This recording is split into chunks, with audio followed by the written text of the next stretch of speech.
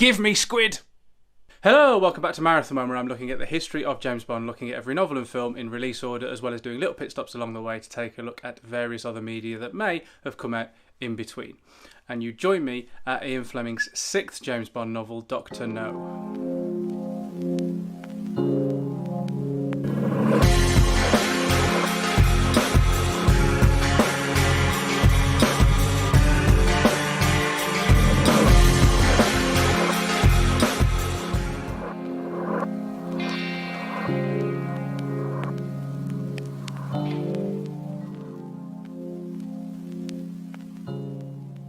Before we crack into this one, it's worth pointing out that the year we're currently in on the marathon, 1958, saw the beginning of the James Bond comic strip in the Daily Express. Now, I will be taking a look at the comic strips, but in more generalised videos, especially as the first lot were pretty much straight adaptations of the Fleming novels. To look at the stories again so soon after doing the novels wouldn't make for that varied a marathon, and so the comic strips will get their turn. I just wanted to mention their origin here, as this was when the Daily Express began serialising them. So, on to Dr. No. In a lot of ways, it's easy to see why Cubby Broccoli and Harry Saltzman opted for this one to adapt as the first James Bond movie. Now, yeah, of course, if they'd had their way, maybe it would have been Thunderball, but with that currently off the table for the time being, plumping for Dr. No among the stories available is an understandable move. It is the biggest Bond novel yet, in terms of outlandishness, for sure. The pervading cultural idea of James Bond being far-fetched and out of this world is quite hard to detect in the first 5 of the Fleming novels. But here he really goes for it, and we get the first real supervillain of the canon. Dr. No himself has his own private island and luxurious secret lair hidden within. It is exactly what you would expect from the received wisdom of what a Bond villain should be.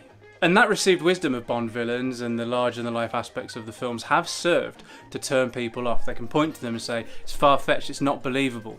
Leaving aside why it even has to be believable to be entertaining when scores of other properties don't have that stipulation for a minute, the position of Dr. No within the canon is an interesting point to consider when it comes to this. It's the first film, and so it sets a precedent, but it's the 6th book, and so it has a feeling of being built up to. The first we meet of the cinematic Bond, he finds himself within the world of Dr. No. Here, we've followed this character through 5 adventures already, each with very grounded aspects, even if some of the characters themselves have been larger than life.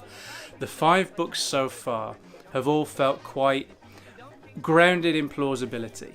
Mr. Big himself and Drax's plot may be heightened, but the milieu around them has always felt quite down to earth, which has only been helped by Fleming's painstaking descriptions of food and hotels and travel and clothes.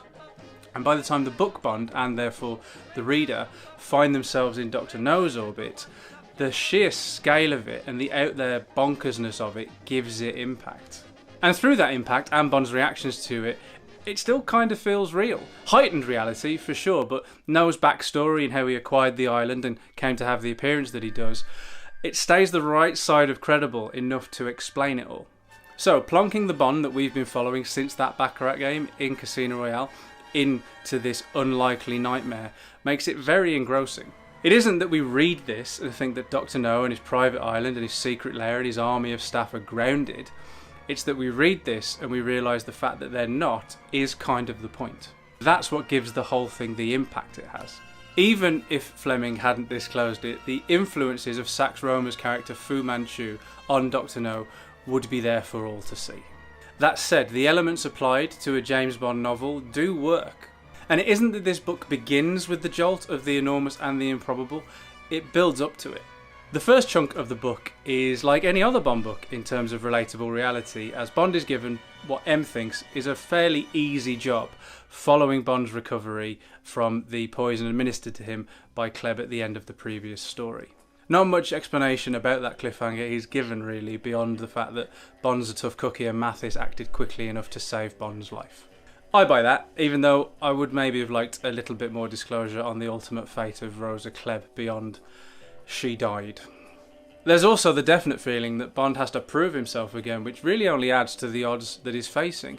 We spend quite a bit of time hearing about him and his recovery between M and the doctor who treated him, so before we even meet him, there is sort of like this idea that everybody else has got these preconceived ideas about him and his fitness. So he's got to overcome those as well. Returning to Jamaica again so soon could generate the feelings of déjà vu, but it kind of only adds to the impact that the later section of the book will ultimately have. And returning characters like Strangways and Quarrel from Live and Let Die only help ground things further before it all goes mental later on. Even returning to the same estate he stayed on in Live and Let Die gives this kind of like feeling of comfort to Bond before his most gruelling ordeal yet, which could threaten to tip over into fantasy. By coddling Bond up until that point, the ordeal only feels more severe. And by rooting Bond in familiar elements of his world that we've experienced with him up until this point, it only sort of like helps to give the feeling that Dr. No's outlandish demeanour and environment are almost like an alien planet. Bond has never felt so out of his depth, and the sheer size of the plot and the audacity of Fleming to attempt it, they only add to that. Basically, to circle back, I can sympathise to some degree when some people tease the Bond franchise for its excesses.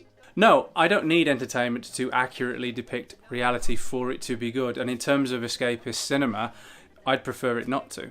That said, I must concede that sometimes people have a point when they criticise Bond for being silly. And that's fine too, silly is okay, but the point I'm making is that with Dr. No being the first film, the Bond films start things off with a little silly. But with Dr. No being the 6th book, the book series builds up to it.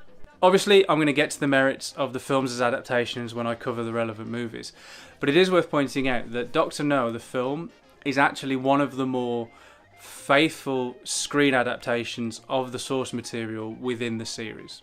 I'm not saying it's slavishly faithful, but when you consider that the film series eventually deviated so dramatically from the books, Dr. No is one of the more faithful ones.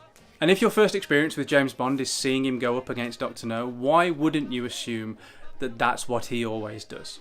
And that's why the book works, in my opinion, as well as it does. Bond doesn't usually go up against a challenge like this.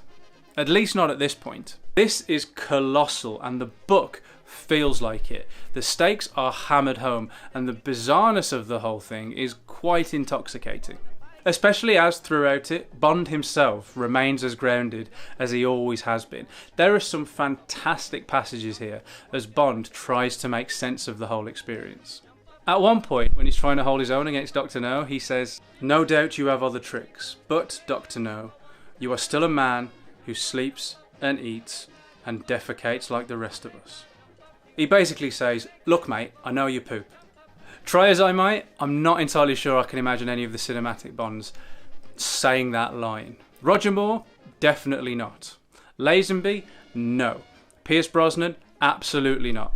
Sean Connery, Timothy Dalton and Daniel Craig may be in with a shot, but I don't know. I just can't see it. And his ruthless pragmatism doesn't leave him either, which has to sit against a personal distaste for having to kill. Bond knew he wasn't going to like this, killing again in cold blood. But these men would be the strong-armed guards who did the dirty work. They would certainly be murderers many times over. But there was no point in trying to ease his conscience. It was kill or be killed. He must just do it efficiently.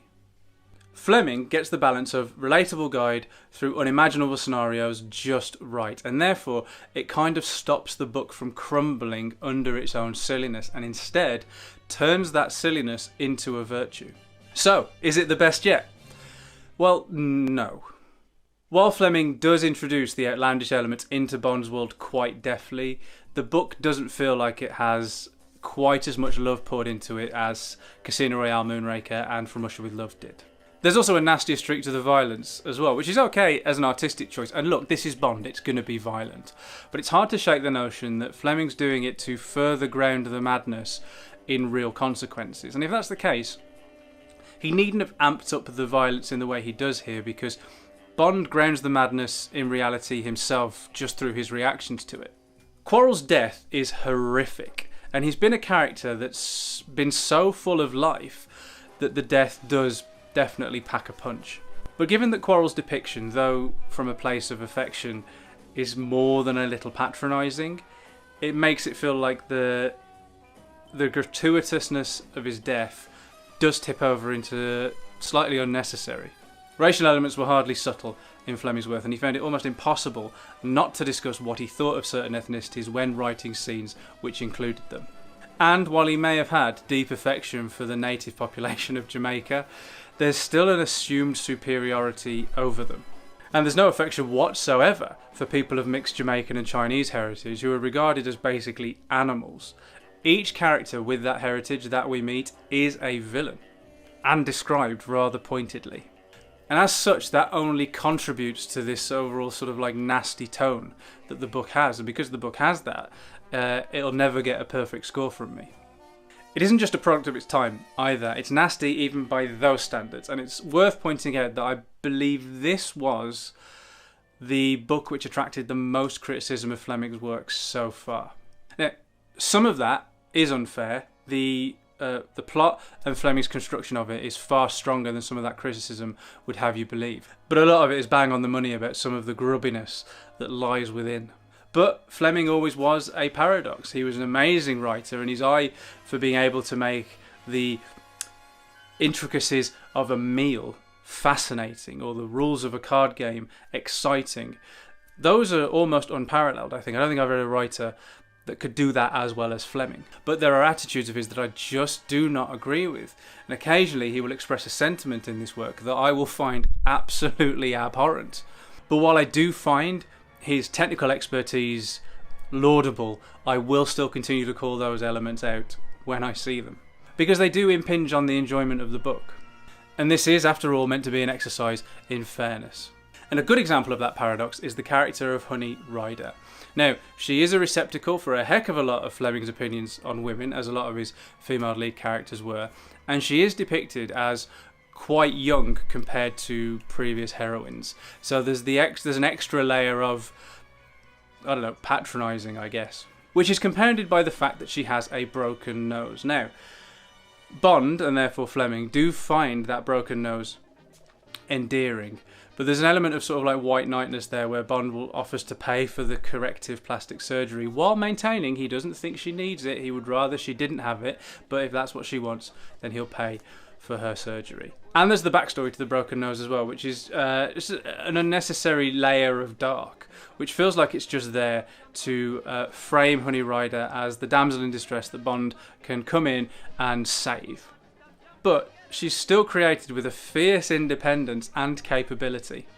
For example, she knows more about the jungle than Bond. She's doing just fine without him, and she only even gets in trouble in the first place because of his interference. She's able to escape from Dr. No's trap for her by herself without any assistance whatsoever from Bond, and only runs into him again later on after the shit has already hit the fan. So anybody who wanted to argue either way on Fleming's depiction of women, be that it's misogynistic, it's patronising, it's offensive, or it's actually more progressive than a lot of female characters were at the time, both of those camps could feasibly point to Honey Ryder to back up either point. And while that does lead to a disorientating feeling of cognitive dissonance, it does also conspire in a way to make her feel quite compelling. She emerges as actually quite complicated, and it's easy to see why Bond is drawn to her. And the same in Moonraker, when Bond was just as afraid as Gala Brand was, so her fear didn't come across as hysterics, just sort of like genuine despair at their predicament. It's the same with Honey Ryder. She doesn't feel like a wet lettuce whatsoever, and to go back to Fleming's deft, slow build to the vastness of Dr. No as both a character and a villain, the nightmare they find themselves in feels so alien that Bond himself also feels the fear. And with them both being in it together, Honey's reactions are equal to Bond's. And in a really nice moment where it seems that she's fainted because of the nightmare facing them, you may roll your eyes and go, oh, Fleming's written the fact that she's all a bit overwhelmed and terrified and fainted. Turns out she's faking, using everybody's conceptions about her against them. And the vastness of that nightmare comes to a head as Bond does battle with a giant squid.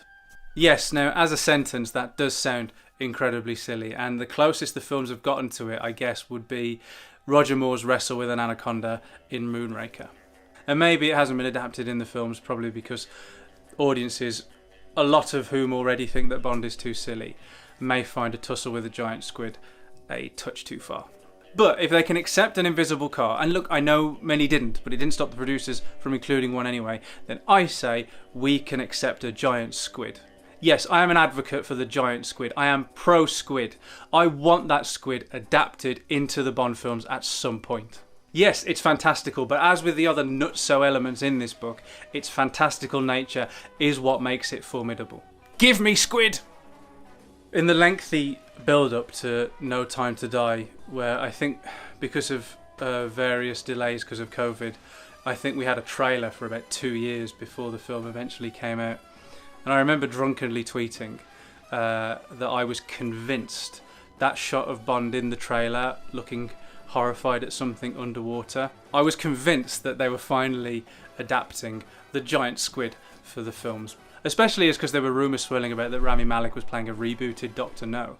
Obviously we now know that he was watching Felix's lifeless body sink to the depths, but you know, I maintain the squid remains one of the most prominent scenes from any of the books yet to be adapted for the films, and if it's done correctly, I genuinely think it could work. Give me squid!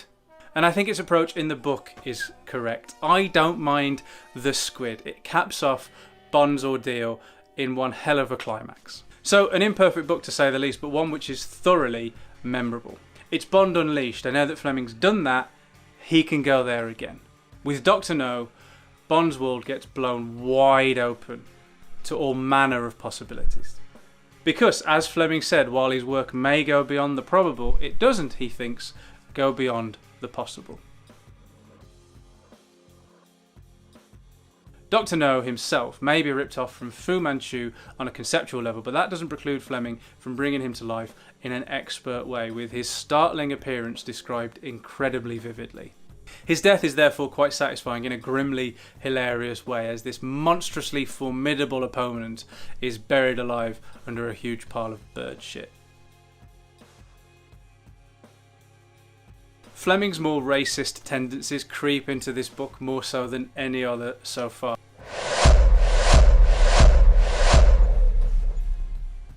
Again, thank you so much for watching. If you enjoyed this appointment with the Doctor, then you know how YouTube works. Please do let me know by giving it a like and spreading the word. It'd be great to get as many Bond fans along for the Supermarathon ride as possible. And what are your thoughts on this one? Is its outlandish nature exactly how you like your Bond adventures, or does it take the series too far away from the grounded espionage that you prefer? Does Fleming introduce these elements incredibly deftly, or is the gear shift all too jarring? Let me know in the comments below, and I'll see you back here soon for an encounter with Goldfinger. So if you don't want to miss that, hit the subscribe button, bong the bell, and I'll meet you in Miami.